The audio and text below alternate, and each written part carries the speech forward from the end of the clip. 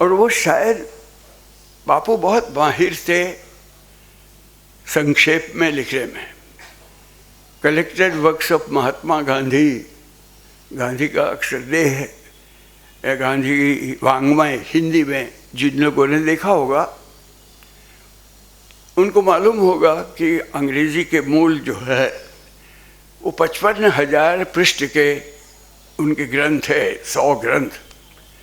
प्रायः 30% साहित्य उसमें चिट्ठियों का है, गांधी की लिखी हुई चिट्ठियाँ, इतनी चिट्ठियाँ लिखी। अब जो आदमी इतनी सारी चिट्ठी लिखता है वो लंबी चिट्ठी तो लिखेगा नहीं, इसलिए संक्षेप में लिखेगा। छोटी छोटी चिट्ठियाँ बहुत सारी हैं, लेकिन शायद मुझे गांधी जी ने जो चिट्ठी लिखी वो उनमें भी सबसे छोटी होगी, क्योंकि उससे छोटी हो नहीं सकती थी। संबोधन था, आशीर्वाद थे, घर में बाबला कहते थे तो चिरंजीवी बाबला, बापू के आशीर्वाद, ये तो हर चिट्ठी में कईयों को लिखा होगा। मजमून जो था वो एक वाक्य का था, और एक वाक्य जो था वो एक शब्द का था। सिर्फ इतना ही लिखा, शाबाश। उस एक शब्द के पत्र ने जिंदगी बदल दी, क्योंकि उसके बाद फिर कभी स्कूल तो गया नहीं। 4 दिन के बाद गांधी जी ने चिट्ठी लिखी पिताजी के नाम से, जो रोज मिलते थे उनसे, दिन भर उनके साथ रहते थे, लेकिन चिट्ठी लिखी पिताजी के नाम से कि बाबला ने स्कूल न जाने का तय किया है और हम लोगों ने उसे मान्य कर लिया है। ये मानार्थ बहुवचन था, क्योंकि मान्य तो बापू ने ही किया था, पिताजी ने तो कोई अभिप्राय दिया ही नहीं था। उसके पहले उनका हम लोगों ने मान लिया कि मैंने माना तो इन्होंने माना ही है, हम लोगों ने उसे मान लिया है, तो अब इसको पढ़ाने की जिम्मेवारी हमारी है। मेरा ऐसा ख्याल है कि इसको अपने कार्यालय में रख लो, काम करते करते जो सीखेगा वो सीखेगा। यही मेरा काशी विद्यापीठ। तो पहला काल 10, साढ़े 10, 11 साल का, फिर और 10 साल, 10, 11 साल, 12 साल तक सचिवालय में पीर व बर्ची भिष्टी कर हर एक प्रकार का काम करना, वो सब काम करना। और उसके बाद का काल बापू की मृत्यु के बाद मैं जानता था कि पिताजी और माताजी दोनों गांधी जी को बापू कहते थे, सारा आश्रम उनको बापू कहता था। मुझे याद है कि मैंने भी कभी कभार, मेरे ख्याल 2-4 महीने कहा होगा, थोड़ा सा याद है कि कभी कभी दादा कहता था, लेकिन वो कोई मेरा मुख्य संबोधन नहीं था। बापू भी मेरा मुख्य संबोधन नहीं था। औरों के बापू थे, मेरे बापू भी नहीं थे। मैं जानता था कि पंडित जवाहरलाल नेहरू जब सेवाग्राम में उनसे मिलने के लिए आते थे तो उनकी कुटी से बाहर निकलते समय उनकी चूंकि पीठ दिखनी ना चाहिए गांधी को सम्मान, इसलिए उल्टे पांव हमेशा झोंपड़ी में से बाहर निकलते थे, क्योंकि उनकी पीठ नहीं दिखाना चाहते थे। मुझे मालूम था पंडित जी जैसे आदमी भी गांधी को बहुत सम्मान से देखते। ये गांधी बड़े नेता है समझ में आता था, लेकिन गांधी मेरे नेता नहीं थे। हम लोग घूमते थे, क्योंकि फिर तो उनके साथ सचिवालय में रहा तो इस देश का हर कोना झांक लिया। तो जहाँ जाते थे विशेषकर उत्तर प्रदेश में, और उत्तर प्रदेश में भी मुझे झांसी शहर याद है, क्योंकि वर्धा से दिल्ली जाते समय और दिल्ली से वर्धा आते समय, दोनों समय में हमेशा झांसी शाम रात को आता था। और आधी रात को भी टॉर्च दिखाकर भी गांधी के दर्शन करने के उत्सुक लोग, वो तो गांधी के दर्शन पाते थे और गांधी की निद्रा खोते थे। तो उस तरह का वो हमेशा भीड़ रहती थी। वो भीड़ हमेशा महात्मा गांधी की जय कहती थी। गांधी मेरे लिए महात्मा भी नहीं थे, न बापू, न नेता, न महात्मा। पहले 10 वर्ष गांधी मेरे दोस्त थे। ऐसे दोस्त जिनके साथ साबरमती आश्रम में नदी में नहाने जाते थे तो एक दूसरे पर पानी छींट सकते थे। हम लोग 10 रहते थे, वो अकेले रहते थे। हम लोग 10 मिलकर उनके मुँह पर छींटे कि वो हम एक अकेले 10 के सामने थे। मेरे और उनके बीच में 56 वर्ष का अंतर था, लेकिन साबरमती नदी में वो उम्र बह जाती थी, कोई अंतर नहीं। वो और हम एक उम्र के, ऐसे जिनके साथ पानी में खेला जा सकता है। जो आकर पूछते हैं कि आज तो बड़ा उत्सव का दिन है, तुम लोग कुछ नाटक वाटक करने वाले हो क्या? तो हम कहते हैं क्या आप पूछते हैं, उत्सव का दिन हो और नाटक ना हो, ऐसा कभी हो सकता है? नाटक तो होगा ही। अच्छा तो मुझे बताओ, उस नाटक में मुझे कोई पात्र दोगे? यानी वो आदमी था जो नाटक में मैं उसमें शामिल हो सकता हूँ क्या, तुम्हारे साथ ये मांग कर सकता है? ऐसा दोस्त, ऐसा दोस्त।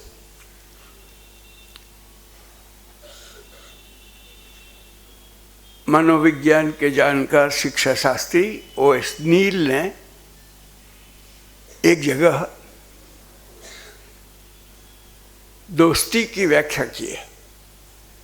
व्याख्या ये की है कि दोस्ती में दोस्त ये समझता है कि ये आदमी मेरा पक्ष लेगा। अक्सर बच्चे के विषय में उन्होंने बताया कि बच्चे ये समझता है कि ये हमेशा मेरे पक्ष में रहेगा। बच्चा चाहे जितनी गड़बड़ करे, लेकिन आखिर माँ पक्ष तो उसी के लेती है। मुझे लगता है कि मैं जरा गणित कर रहा था, गणित में कच्चा हूँ, तो 8 साल का था। पिताजी बापू के साथ पूना में थे, जहाँ बापू 21 दिन के उपवास में थे। और पिताजी ने कहा कि इस बार हम 21 दिन एक जगह ठहरने वाले हैं। गांधी जी का एक जगह 21 दिन ठहरना, यही एक आश्चर्य का विषय था। जेल में ठहरे तो बहुत ज़्यादा, लेकिन उसके सिवा कहीं एक जगह 21 दिन तक टिकते नहीं थे। तो ये उपवास के निमित्त टिके। तो पिताजी ने कहा कि बाबला भी मेरे साथ रहेगा। तो मैं पहली बार माँ को साबरमती छोड़कर पिता के साथ वर्धा में, पूना में रहने के लिए गया। और उन दिनों हर साल एक बार कम से कम मुझे मलेरिया का ज्वर हुआ था। और वहाँ पूना में मुझे मलेरिया का ज्वर हो गया, बहुत सख्त बुखार, और 105 से ऊपर ही टेम्परेचर रहता था। और वो अक्सर 36 घंटे से के बाद ही उतरता था। अब पिताजी अपने कष्ट सहन करने में जितने मजबूत थे, दूसरों के दुख देखने में उतने मजबूत नहीं थे, और ये तो इकलौता बेटा था जिसकी बीमारी को देखते थे। उनका दफ्तर बापू के बिछौने के पास से हटकर अपने कमरे में आ गया, और बापू जब उपवास करते थे तो पिताजी का काम थोड़ा बढ़ जाता था, क्योंकि जितने लोग उनके स्वास्थ्य के बारे में तार करते थे, चिट्ठियाँ लिखते थे, सबको जवाब देना वगैरह, ये सब काम बढ़ जाता था। यंग इंडिया या हरिजन के लिए लिखने के, लेख लिखने वगैरह के काम के अलावा ये सब काम बढ़ जाते थे। तो वो दफ्तर बापू के कमरे में रहता था, लेकिन तब फिर वो अपने कमरे में आया, क्योंकि एक तरफ से बच्चे को ठंडे पानी का कपड़ा रखेंगे सिर पर या मिट्टी का कुछ प्रयोग करेंगे, और दूसरी तरफ से चिट्ठी लिखेंगे। कस्तूरबा ने देखा कि महादेव चिट्ठी लिख रहा है या तार कर रहा है या कुछ लिखना काम कर रहा है, और दूसरी तरफ से आंखों में से आंसू भी बह रहे हैं। दोनों देखा, कस्तूरबा ने एकदम ताड़ लिया और फौरन गई बापू के पास और कह के, आप क्या कहते हैं कि उसको बुलाया है, और ये वहाँ तो महादेव आपका काम भी करता रहता है और उधर आंखों में से आंसू भी बहता है। मुझे मालूम नहीं कि कस्तूरबा ने सुझाया, और बहुत संभव है कि उन्होंने सुझाया हो, लेकिन बापू ने इतना ही कहा कि महादेव को बुलाओ। तो महादेव को जब बुलाया तो महादेव ने ये समझे कि बापू क्यों बुलाते, कोई ना कोई काम होगा। तो राइटिंग पैड लेकर गए, पेन में लेकर पहुंच गए। तो बापू ने भी देख लिया कि हाँ ये तो कुछ लिखने के लिए तैयार पहुंचे हैं, तो कहा लिखो, जैसे डिक्टेट करते हैं लिखो। तब तक तो मामला बिल्कुल वही हुआ जैसा हमेशा होता था। संबोधन का एक तार करो दुर्गा को, दुर्गा मेरी माँ का नाम था। तब पिताजी को आश्चर्य हो गया, मेरी माँ के नाम का तार बापू कर रहे, तार करो कि जल्दी आ जाए।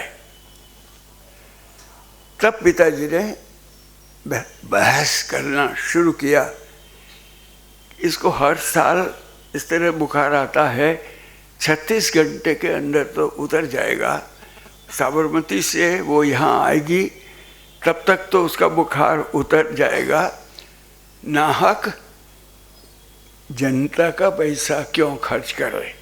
उन दिनों साबरमती से पूरा आने के लिए 6 रुपया किराया होता था, तो वो 6 रुपया तो राष्ट्र का खर्च होगा, उतना खर्च क्यों करना, ये पिताजी ने दलील की। पिताजी ने की दलील सुनकर बापू ने कहा, मैंने आपको तार कर लिखवाने के लिए बुलाया था, सलाह पूछने के लिए बुलाया नहीं था। आपसे सलाह नहीं मांग रहा हूँ, मैं कह रहा हूँ लिखो। परिणाम से मैं ये समझा, ये आदमी हमेशा मेरा साथ लेगा। यानी वो दोस्त असली माने में दोस्त था, पिता का विरोध कर भी वो बुला सकता था। तो बचपन में वो मेरे दोस्त, किशोरावस्था में मेरे टास्क मास्टर, काम लेना, पूरी कड़ाई से लेना। अभी किसी महिला ने मुझे पूछा कि आप तो इतने वर्ष रहे, बापू को कभी गुस्सा करते देखा? तो मैंने कहा 22 साल तो उनके आश्रमों में रहा, लेकिन 10 साल तो मैं करीब करीब 24 घंटे उनके साथ ही रहता था। उन 10 वर्षों में या उन कुल मिलाकर 22 साल में मैंने बापू को सिर्फ एक बार गुस्सा करते देखा है, बाकी देखा नहीं है। वो किस्सा अलग है, लेकिन ज़्यादा गुस्सा, लेकिन गुस्सा करने की कोई ज़रूरत नहीं थी। थोड़ी सी आंख उठाकर देख ले तो समझ में आ जाता था कि वो क्या कहना चाहते थे। एक बार थोड़ी ड्यूटी बदल गई थी। आभा गांधी, जो तब तक आभा चैटर्जी थी, उसकी शादी भी नहीं हुई थी करुण गांधी से, शुरू में सेवाग्राम आई थी और बापू की सेवा के कामों में बापू को 2-3 बार जो खाना पीना खिलाना था वो देती थी। तो उसको कहीं बाहर जाना था, इसलिए मेरी माँ से कह कर गई थी कि आप आज बापू को वो बकरी का दूध जो है, वो बकरी का दूध आप लीजिएगा। तो दूध पिलाने के लिए लाने के लिए गई माँ। कटोरा था, कांसे का एक कटोरा रहता था, उसमें चम्मच ऐसे मुझे याद आता है। तो कटोरे के अंदर चम्मच था। माँ दूध डालने के लिए गई तो एक बूंद चम्मच के ऊपर गिरकर बाहर गिरा। तो बापू ने सिर्फ ऐसा मुंह करके अंगुली इतनी की। ये बापू का गुस्सा करने का तरीका। तो बबूल के कांटे चुनने के लिए जाते थे और फिर एक आकृति के सबको काटना था, क्योंकि ये जो पिन थी चिट्ठियों में लिखने में, वो उन दिनों में विदेश में बनती थी, इसलिए ये कांटों की पिन लगती थी गांधी के पत्रों में। तो वो कांटों की पिन लगती थी, विदेश में वो नहीं लगती थी। उसी प्रकार से नीम पर चढ़ जाओ और नीम का गोंद ले आओ और वो गोंद बनाकर जो लिफाफे आते थे उन लिफाफों को उल्टा कर, क्योंकि एक तरफ तो महात्मा गांधी और एड्रेस वगैरह होता था, उसको उल्टा कर चिपका कर रख दो तो नया लिफाफा भी हो जाएगा, लिफाफा खरीदना भी नहीं और गोंद तो आ जाता था सीधा नीम से। तो वो टास्क मास्टर के पास से जो काम होता था उसमें ये गोंद बनाना भी होता था और ये पिन बना कर तैयार करना ये भी होता था। और कभी ये भी होता था कि हिटलर को चिट्ठी लिखनी है तो तुम टाइप करो। दूसरे महायुद्ध के पहले हिटलर के नाम से गांधी ने जो चिट्ठियाँ लिखी थी वो टाइप करने का मौका मुझे मिला था। अगर साबरमती आश्रम आपको जाने का मौका मिले तो वहाँ वो प्रदर्शनी में रखा है। मैं अपने साक्षी के लिए इतना ही कहता हूँ कि उसको ज़रा ध्यान से अगर देखेंगे तो पूरी चिट्ठी ख़त्म होने के बाद नीचे कॉर्नर में बाईं तरफ ND लिखा हुआ है, वो टाइपिस्ट के इनिशियल्स थे। तो उस तरह से वो आपको मिलेगा। तो अनेक प्रकार के काम, कभी गुजरात के एक जाने माने कवि, लेकिन कवि से भी ज़्यादा वो आलोचक थे, बहुत बड़े प्रखर आलोचक थे, गांधी के समवयस्क थे, गांधी के साथ मतभेद भी रखते थे कुछ विषयों में। उनका कोई पत्र आया था तो बापू ने कहा कि इस चिट्ठी का जवाब तुम दो, लेकिन मेरी ओर से दो, मैं दस्तखत करूँगा, तुम ड्राफ्ट करो और तुम लिखो। ये मुझे लगता है कि एक सीढ़ी है, अब ये चिट्ठी या ड्राफ्ट कर सकता है कि नहीं देखने के लिए सुपुर्द किया होगा। तो मैंने चिट्ठी तैयार की। उन दिनों कुछ हिंदी की परीक्षाएं मैंने दी थी और विशेषणों का कुछ ज़्यादा उपयोग करता था। तो कविवर लिखा, संबोधन, प्रिय कविवर। तो फिर क्या कहा, जरा ठहरो,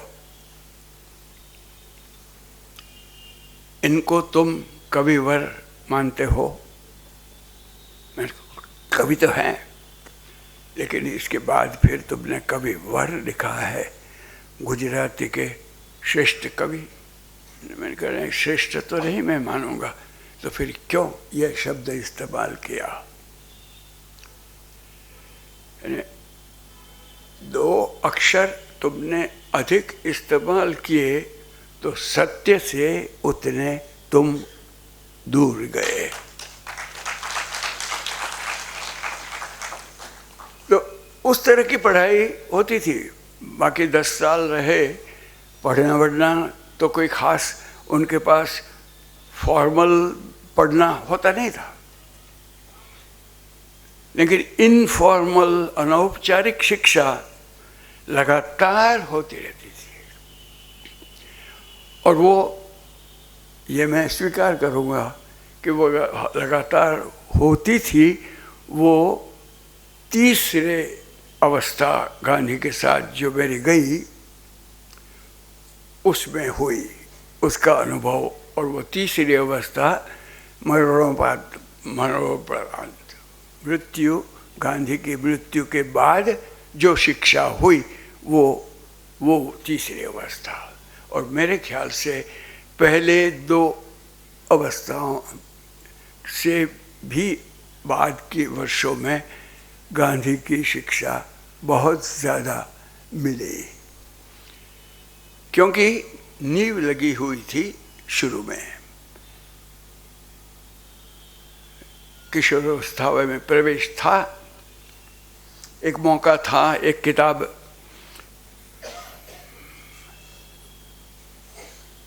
बापू की ओर से मुझे भेंट मिली। असल में 6 लोगों को उस दिन एक प्रसंग ऐसा था कि 6 लोगों को 2-2 किताबें दी गई थी, बापू ने दी थी, प्रत्येक को 2-2 किताबें। लस्कत करके और 6 लोगों को दी हुई 2-2 किताबों में, यानी 12 किताबों में बापू ने 12 अलग अलग मैसेज लिखे थे। अब बाकी लोगों के भी मैंने उस समय तो पढ़े थे, लेकिन वो याद नहीं है। मुझे जो 2 किताबें लिखी थी उनके मैसेज याद है। पहला एक मैसेज आश्रम भजनावली दी थी, तो आश्रम भजनावली के बारे में उसमें लिखा, बनिए आदमी का वाक्य था, इस किताब के हर भजन को समझकर कंठस्थ करना। एक ही वाक्य में 3 चीज़ें, हर भजन को समझकर कंठस्थ करना, तीनों चीज़ें, लेकिन एक वाक्य में। पढ़ा के और के कहा हाँ ठीक है, ये तो आश्रम में जाना तो चलती है, तो सीख लेंगे। दूसरी किताब ऐसी थी जो उस समय तो मैं समझ नहीं सका था, अनासक्ति योग, गीता का गांधी जी ने किया हुआ गुजराती अनुवाद। वो मैं समझा नहीं था उस समय, उसके बाद तो फिर कई बार पढ़ी। लेकिन उस किताब में उन्होंने जो वाक्य लिखा वो समझा। वो क्या लिखा, तुमसे जो आशा रखी है वो पूरी करना। अब ये महावाक्य था तो छोटा ही, लेकिन जिंदगी के हर मोड़ पर उसका नया नया अर्थ समझ में आता था। 42 में बापू जेल में गए, पिताजी जेल में गए, जेल में मरण हुआ, माँ अकेली है, मेरा दिल तड़पता है कि आंदोलन में कूदूं, आंदोलन में कूदूं या माँ के साथ रहूं, माँ के पास और कोई है नहीं, इसका निर्णय करना है, तुमसे जो आशा रखी है पूरी करना। इस प्रश्न का जवाब वो अनासक्ति योग मुझसे पूछ रहा था। शादी करना है या नहीं करना है, किससे करना है, कब करना है, सब प्रश्न का जवाब तुमसे जो आशा रखी है पूरी करना। तरह तरह के हर मोड़ पर जिस वाक्य ने धक्का दिया। मैं ये कह रहा था कि बापू के जाने के बाद के जो वर्ष गए उसमें बापू को समझने का मौका बहुत ज़्यादा मिला इस वाक्य के कारण कि तुमसे जो आशा रखी है। सोचता कभी कभी ये हूँ कि हम में से कितने सारे लोगों ने बापू को राष्ट्रपिता कहा होगा। तो क्या तुमसे जो आशा रखी है वो सिर्फ बाबला ही के बारे में वाक्य था? हम लोगों से नहीं, बाकी सब लोगों से वो आशा नहीं रखी होगी, कुछ न कुछ तो आशा रखी होगी। तो हम यदि अपने जिंदगी के किसी एक मोड़ में ये विचार करें कि भाई जिसको मैंने राष्ट्रपिता कहा उसने मुझसे जो आशा रखी है वो मैं पूरी कर रहा हूँ या नहीं, इतना अगर विचार करें तो मुझे लगता है कि वो बापू का वो वाक्य अच्छी धरती पर पड़ा, ऐसा मानना होगा।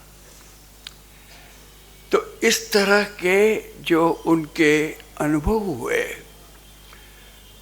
उन्हीं चीज़ों की बातें कहना ये गांधी कथा का एक उद्देश्य था।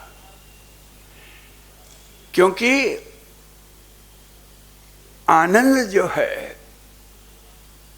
वो ऐसी चीज़ है कि जिसे बांटने से उसका गुणाकार होता है,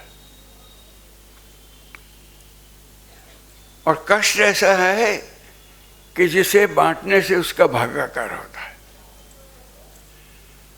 और बापू के साथ बिताए हुए जो वर्ष हैं वो आनंद के विषय हैं। यानी पहले के 20-22 साल, या गए तब मैं 24 साल का था तो 24 साल का, और बाद के ये सारे वर्ष, इनके विषय में मैं शब्द इस्तेमाल कर रहा हूँ आनंद। रोया हूँ, याद कर कर के रोया हूँ, लेकिन फिर भी कह रहा हूँ कि बापू के साथ बिताए हुए वर्ष जो थे वो आनंद के थे और सुख के नहीं। शरीर से जो प्राप्त होता है वह सुख है, आत्मा से जो प्राप्त होता है वह आनंद है। वो आनंद जिसके कष्ट की स्मृति भी मधुर होती है। तो वो मधुर स्मृति जिसने प्राप्त की है,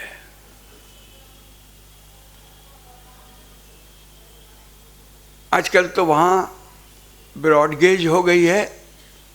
मैं जब वर्णन कर रहा हूँ उस समय खंडवा से इंदौर जाने वाली गाड़ी मीटर गेज से जाती थी। तो मीटर गेज से एक बार जा रहा था और बीच में देखा कि एकदम सुगंध से सारा कमरा, रेलवे का जो बोगी थी, भर गई। तो मैं सोचा ये सुगंध कहाँ से आई? तो फिर पता चला कि सामने जो जंगल है वो पारिजात के वृक्षों का जंगल था। तो मैं तो तुरंत खोल कर दरवाजे के पास खड़ा रह गया, सूंघने लगा कि वो सुगंध आ रही थी। 3 स्टेशन तक, एक के बाद एक 3 स्टेशन तक लगातार सुगंध। सोचा गीता में दिव्य गंध का जिसका वर्णन है वो यही होगी, और क्या होगा।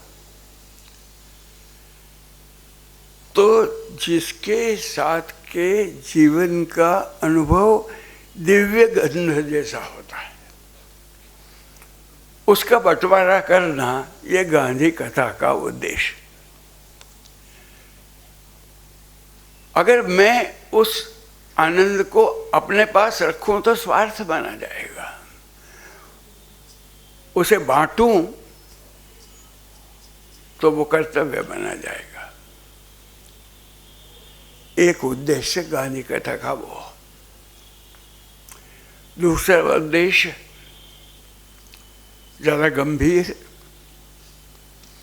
वो 2002 की गुजरात की हिंसा की घटनाओं के बाद हुआ। गुजरात में जो हिंसा हुई,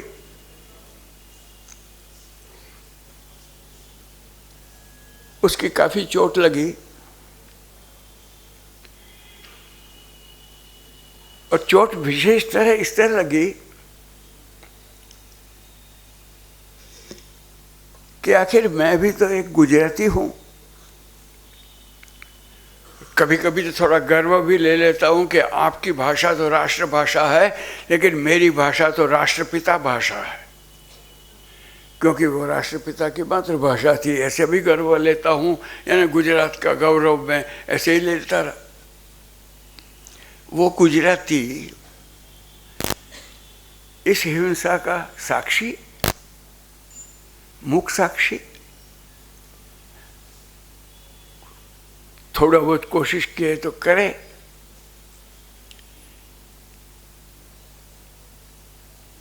इसकी भर्त्सना करने से प्रायश्चित्त काफी नहीं है, इसकी कुछ रचनात्मक सक्रिय प्रायश्चित्त करना चाहिए। तो गुजरात की हिंसा का सक्रिय प्रायश्चित्त माने गांधी कथा। गांधी की कथा, एक अहिंसक आदमी अपने बीच जिया।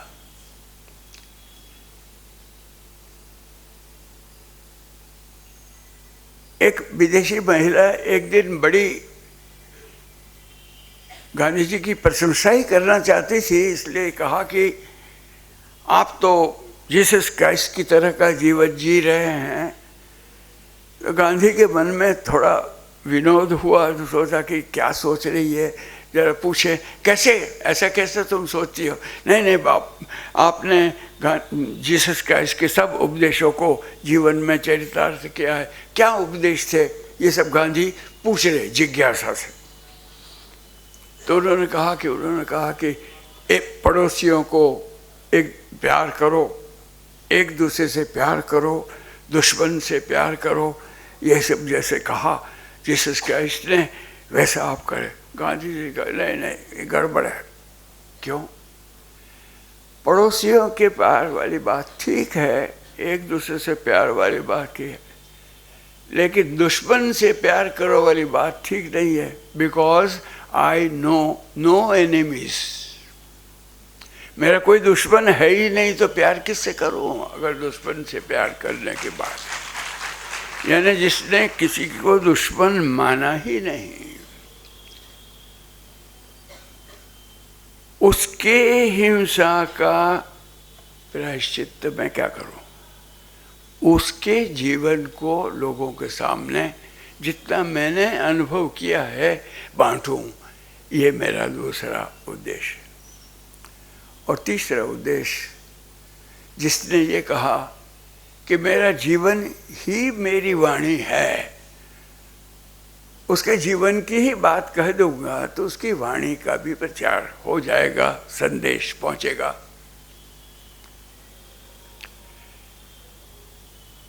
इक्वाडोर दक्षिण अमेरिका का एक छोटा सा देश, जिसकी बीच से भूमध्य रेखा जाती है। इक्वेटर अपने यहाँ अंग्रेजी में इक्वेटर कहते हैं, उसका स्पेनिश है इक्वाडोर, इसलिए उस देश का नाम ही इक्वाडोर बन गया है। उस देश की एक छोटी सी सभा, हालांकि बड़े शहर की छोटी सभा थी, लेकिन हॉल भरा था। गांधी के बारे में कुछ बोलना था, खुशी प्रकट करने के लिए ताली बजाते हैं जैसे यहाँ भी बजाते हैं, लेकिन वहाँ थोड़ा और भी होता है। आगे बढ़ के शेक हैंड करने के लिए भी आ जाते हैं। तो कुछ लोग आने लगे और शेक हैंड करने लगे, तो इतने लोग आने लग गए कि मुझे तो फिर आदत सी हो गई। जैसे कोई भी आता था तो सामने हाथ अपना बढ़ा देता था। तो एक आदमी के सामने मैंने हाथ बढ़ाया तो वो अधेड़ उम्र का था, 40-45 साल का होगा। मेरे दोनों हाथ पकड़ लिए उसने, और पकड़ लिए और बस वो हिलाता रहता था। मैं अंग्रेज़ी में बोला था, स्पेनिश भाषा में उसका अनुवाद होता था, और इस सज्जन को अंग्रेज़ी के 2 शब्द ही मालूम थे। अंग्रेज़ी नहीं जानता था, वो 2 शब्द जानता था। वो हाथ पकड़ कर बस वो thank you thank you thank you thank you thank you इतना ही बोलता रहा। मैंने कहा ठीक है, 2-4 बार थैंक यू कहा, तब तक तो ठीक है, लेकिन ये छोड़ता ही नहीं हाथ। तो फिर पूछा दुभाषी को कि भाई क्या, क्यों छोड़ नहीं रहे हाथ?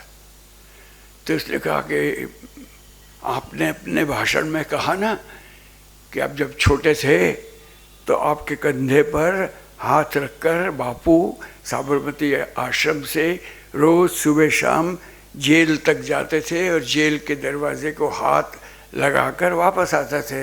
मैंने कहा अनुवाद तो सही है, मैंने यही कहा था। बस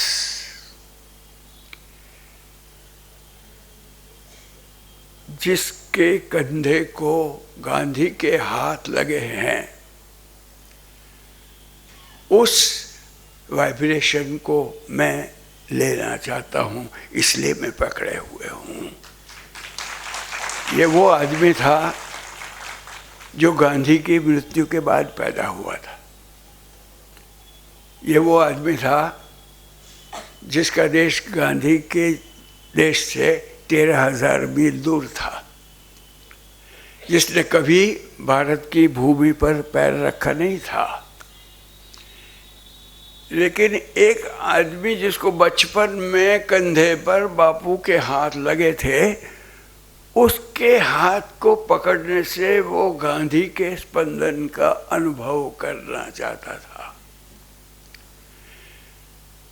तो क्यों नहीं इस आनंद का बंटवारा किया जाए?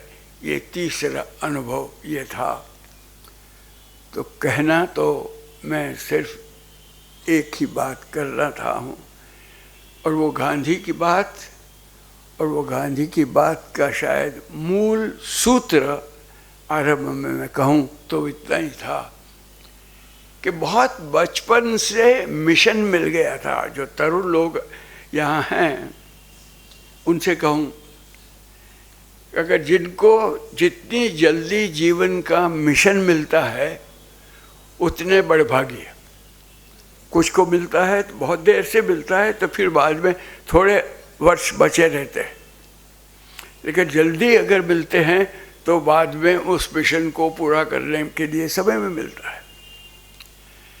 मिशन से मेरा मतलब है वो काम जिसके लिए आदमी पूरी जिंदगी देने के लिए तैयार हो, ऐसा काम। मिशन से मेरा मतलब है जिसके लिए आदमी मरने के बाद दोबारा जन्म लेने को भी तैयार हो, ऐसा काम। गांधी को मिशन 8-9 साल की उम्र में मिल गया था, और वो था सत्य की खोज।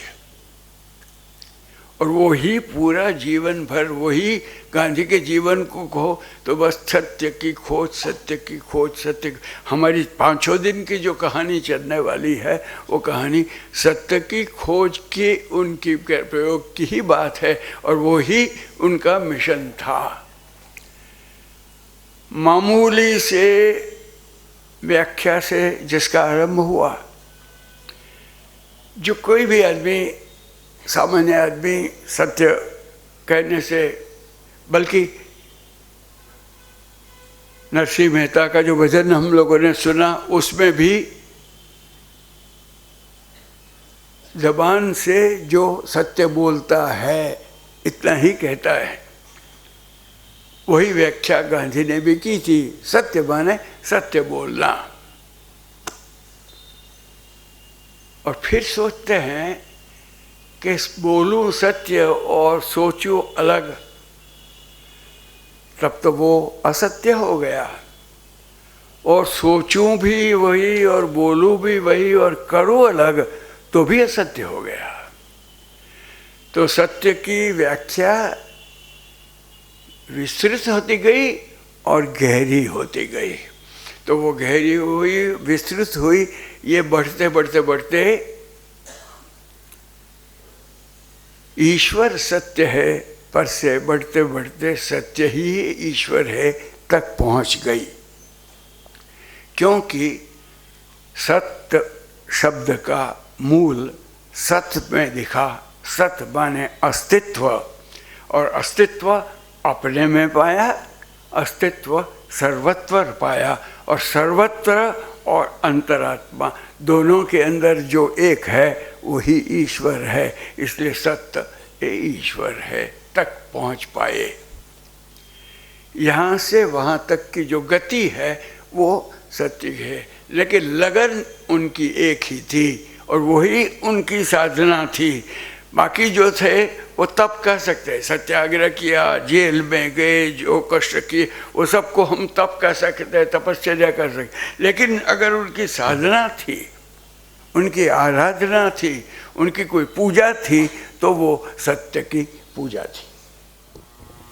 सत्य एक चिंतन, सत्य की आराधना, सत्य एक चिंतन, सत्य की आराधना, सत्य एक चिंतन, सत्य की आराधना, सत्य एक चिंतन, सत्य की आराधना, सत्य एक चिंतन, सत्य की आराधना, सत्य ही का पूजन, सत्य ही की साधना, सत्य ही का पूजन, सत्य ही की साधना, सत्य ही का पूजन, सत्य ही की साधना, सत्य ही का पूजन, सत्य ही की साधना, सत्य एक चिंतन।